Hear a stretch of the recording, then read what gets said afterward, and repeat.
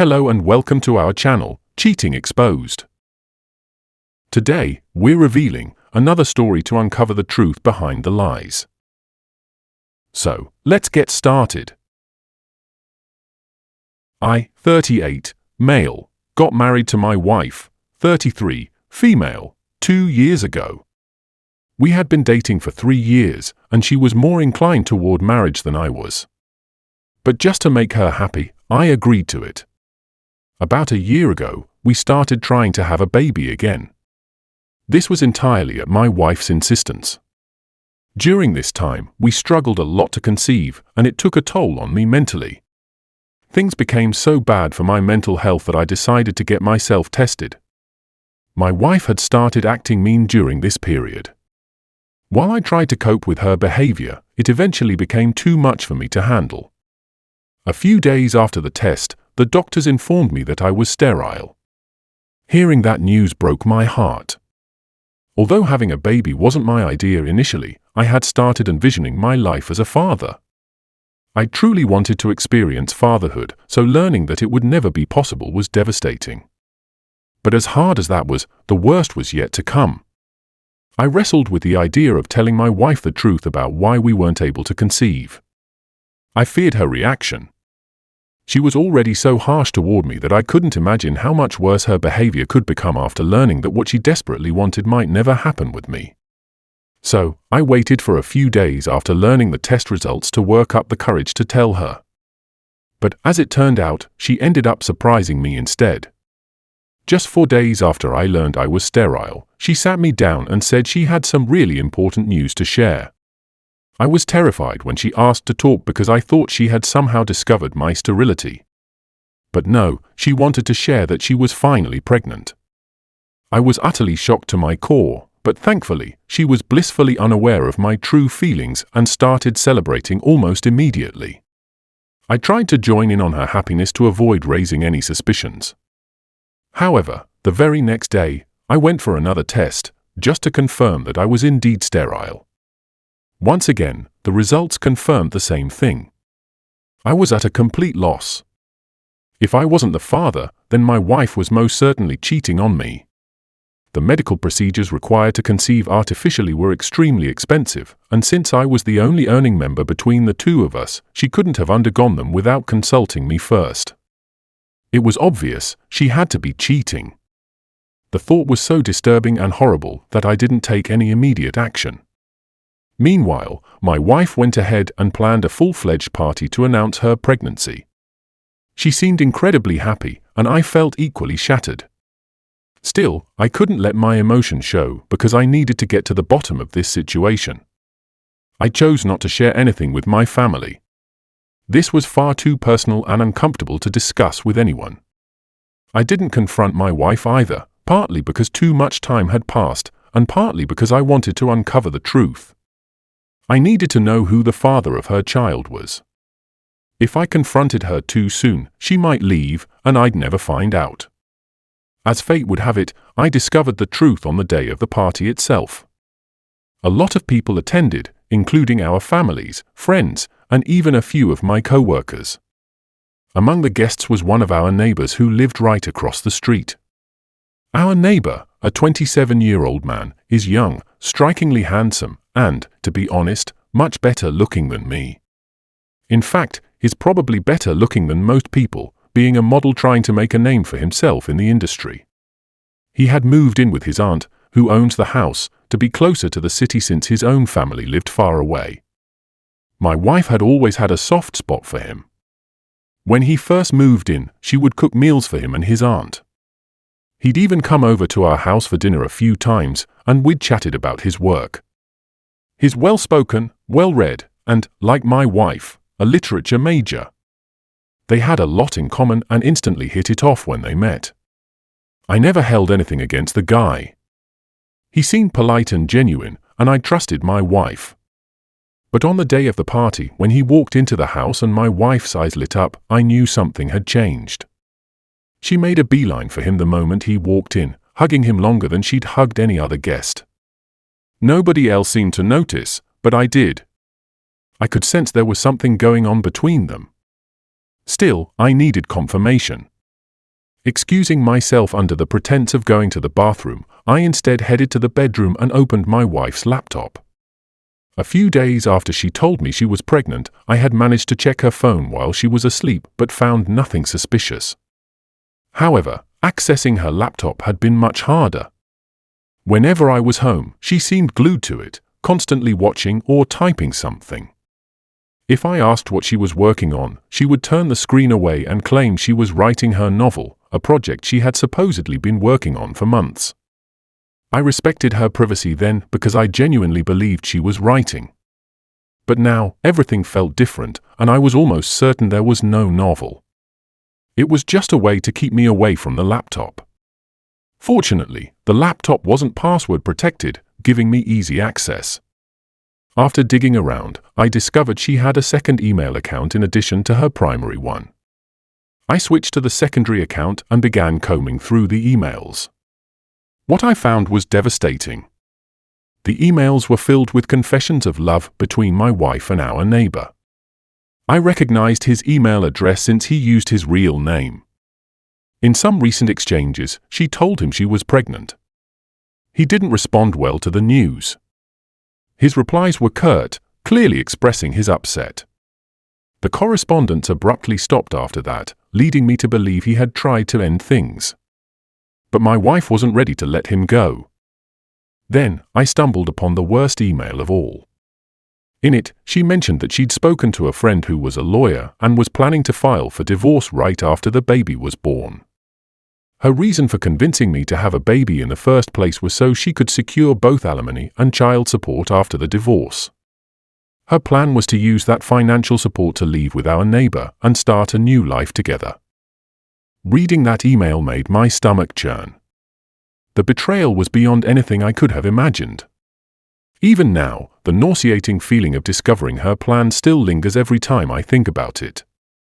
I quickly shook off my initial shock and got to work, snapping several pictures of the damning email with my phone. Then, I shut down the laptop and placed it back where I'd found it. My disgust wasn't just about the cheating, it was her audacity to manipulate me into fathering a child that wasn't mine, only to fund her dream life with her struggling boyfriend. That level of deceit was psychotic. The most disturbing part? Her happiness. She was so convincing, so cheerful, that I hadn't suspected a thing until now. I was furious, but rather than confronting her outright, I decided to play the long game. If she could lie to me for months, I could do the same to her. My plan? Let her believe I was none the wiser, then drop the truth on her when she least expected it. For the next 9 months, I played the role of the perfect husband and father-to-be. It wasn't easy. Knowing she was lying to my face every single day fueled my anger, but it also strengthened my resolve. I attended every doctor's appointment, reminded her to take her vitamins, and even planned for the baby's arrival. To her, I was the dream husband. In reality, I was counting down the days. Finally, a few days ago, my wife went into labor. I was a bundle of nerves, not because I was becoming a father. After all, I knew the truth, but because I knew what was coming. I drove her to the hospital myself, keeping my composure while she clung to my hand, full of gratitude. I had already called her parents to let them know, but I didn't inform mine. I didn't want them caught in the fallout if things got dramatic. Her parents had an hour-long drive to the hospital, giving her some time alone. Once she was settled into her hospital room, I decided it was time. As calmly as I could, I leaned down and told her, "I'm just going to step out for a moment. I'll call our neighbor so he can be here for you." She looked taken aback and stuttered a bit, saying that there was no need for that and she didn't want a stranger in the room while giving birth. So, I smiled back at her and showed her the results of my fertility test, along with the divorce papers since I'd filed for divorce just a few days before her due date, which I'd made sure to carry with me on that day. She went through all of it, still looking confused, so I explained to her that I wouldn't be able to impregnate her even if I'd wanted to, so the baby wasn't mine. Then, I told her about the emails that I'd found on her super-secret account, and at that moment, she finally realized what was going on. The look on her face was priceless as I walked out and she struggled to come up with words. I thought I'd need to stay in the hospital myself too, because that's how fast my heart was beating when I finally walked out and called our neighbor to inform him that my wife was in labor. I didn't even wait for his response and hung up as fast as I could. Then, I got into my car and waited for my wife's family to show up. As soon as I saw her dad's car pull up in the driveway, I got out of there as fast as I could. I even turned my phone off for good measure and drove for a while until I got to this motel a little out of town. I packed my bags already a few weeks ago and had them stashed in the boot of my car so that I had all that I needed with me and wasn't caught unprepared at any point. I spent the rest of the day watching television, drinking beer, and doing everything I possibly could to take my mind off of things. I went to sleep that night quite peacefully, knowing that I was finally done and dusted with this whole act. The next morning, I woke up and finally turned my phone on. Naturally, there were hundreds of texts from my wife and our neighbor, none of which I bothered to even open, but I did go through some texts that my parents and brother had sent me. I guess my wife had probably contacted them when she couldn't reach me, so I decided to call my parents back and speak to them. I told them that I'd be coming back home in a while and even told them to get my brother there if possible, so that I could explain the entire situation to them, because they did deserve an explanation for what was happening. I drove to my parents' house, and my brother was already there, all of them looking confused and kind of annoyed, which was but natural because, to them, I just missed the birth of my own child. Then, it also made them miss the birth of their grandchild. But I sat them down and explained the whole story to them and told them my reasons for what I'd done. By the time I finished telling my family the whole story, they were speechless. I was braced for a flood of questions and accusations, but none came. All my dad said was that he hoped nothing worse would happen.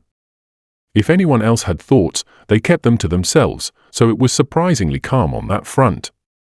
That was a few days ago, and while my family hasn't said much since then, my wife has been relentless. She's gone above and beyond to accuse me of ruining her experience of becoming a mother for the first time. She's been blowing up my phone with calls and texts, but I haven't responded to a single one. Even my neighbor had the nerve to text me a few hours ago, telling me my wife was really upset and that I should put our differences aside for her sake. He suggested I try to sort things out with her at least once. Honestly, I couldn't believe his audacity. They're acting like this is some minor spat I'm blowing out of proportion. In his message, he even claimed that during the pregnancy, my wife had started to fall back in love with me, which had shocked both of them. He tried to convince me to give our marriage a second chance. But that's absolute nonsense. If she had genuinely fallen for me again, why was he still in the picture? They must think I'm stupid. My wife might be upset, but that's not something I can fix. She's mostly furious that I knew everything from the start, but still chose to stay and play along. She accused me of misleading her by staying through her pregnancy despite knowing the baby wasn't mine and that she'd been cheating with our neighbor. Update 1. It's been almost a week since the baby was born. I've been staying in a hotel, avoiding any contact with my wife. I haven't visited her, nor do I plan to. She's still texting and calling, but I have no idea why, since I've made it crystal clear that I don't want to talk to her or hear her out. I haven't blocked her yet, but I did block my neighbor. He kept texting me, trying to convince me to forgive her. I'm 100% sure his only motivation is ensuring my wife gets something out of the divorce settlement and alimony. Both of them are essentially unemployed. My wife was a stay-at-home spouse, which I respected and appreciated, but it's clear now that she wasn't just staying home to do chores. She had been cheating on me behind my back, and that's something I can't forgive. Before anyone starts pointing fingers, let me be clear, I never suggested she quit her job after we got married. In fact, I was fully supportive of her career back when we were dating and she was working. She's the one who decided she wanted to quit and focus on taking care of our home. I didn't stand in her way because it was her choice, and I earned well enough to support us both. Now, I'm confident my lawyer will ensure I'm not stuck paying alimony. Once we prove her infidelity, which should be straightforward, that's off the table. As for my neighbor, he's still struggling to land decent modeling gigs. Supporting himself, my wife, and a baby on top of that will be nearly impossible, even if they combine whatever money they have. Good luck to them, they're going to need it. I'm just relieved to be out of this mess. I won't have to give them anything, not even my attention. I hope my wife understands that and doesn't waste any more of my time by contesting the divorce.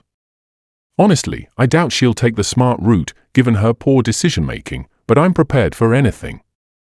The evidence I've collected, screenshots of her secret emails, is securely stored on my phone and backed up on my laptop. Even if she deletes her account, it won't matter because I've got everything I need. If the worst-case scenario happens and I'm forced to pay her alimony, so be it. At least I won't have to stay married to her. She should actually feel lucky.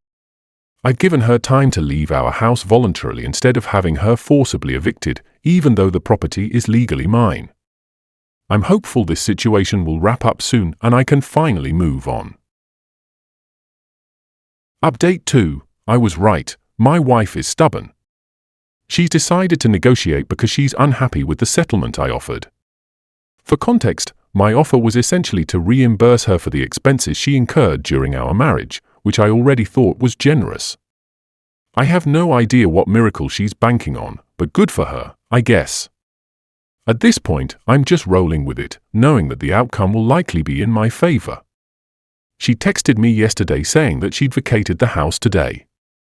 I went back happily, thinking that she'd probably moved in with her parents or something, but I was super disappointed to learn that she'd just moved across the street into our neighbor's house. Now, I'd still have to see her and her boyfriend's faces every single day. I even considered going back to living in a hotel, but I didn't, since this was my house, and I had every right to live wherever I wanted to. I wasn't going to pack up and go just because they were going to make me uncomfortable. I did wonder why my wife hadn't gone to live with her parents instead, since living with our neighbor was going to negatively impact the divorce case. She was just making the situation worse for herself. But I didn't have to think too hard, because while scrolling through all the unread messages that I'd received from multiple people, I also noticed one from my wife's father. I hadn't responded to several people who had texted me in the past few days, and his message had also gotten lost in it. It was a long text about how sorry he was regarding what his daughter had done and how he was strongly against her actions. Her father saying these things meant a lot to me and validated my emotions so much that I could feel tears coming on, but I held back anyway. He apologized for my wife's behavior and told me that he'd cut her off since she'd told him that she wanted to contest the divorce. So far, nothing that my wife was doing made any sense to me at all. Everything she'd done was eventually going to backfire. Surely even someone like her had the good sense to realize that. Either she's just really stupid, or she still has some sick and twisted tricks up her sleeve. I'm hoping it's not the latter, but I wouldn't put it past her. She is pretty much the worst. This living arrangement is definitely going to lead to some complications, and I'm sure they'll try to make me uncomfortable or jealous. But I'm determined not to let them get under my skin and provoke me because they're definitely going to use that against me. All things considered, I'm still saving a fortune since I don't have to live in a hotel. So it's been a month since the negotiations for my divorce settlement began, and so far, it's going pretty badly for my wife. I've been able to prove that she'd been cheating on me. Update 3. So, it's been a month since the negotiations for my divorce settlement began, and so far, it's going pretty badly for my wife. I've been able to prove that she'd been cheating on me, and she'd even made my job easier by moving in with the guy I'd accused her of cheating with.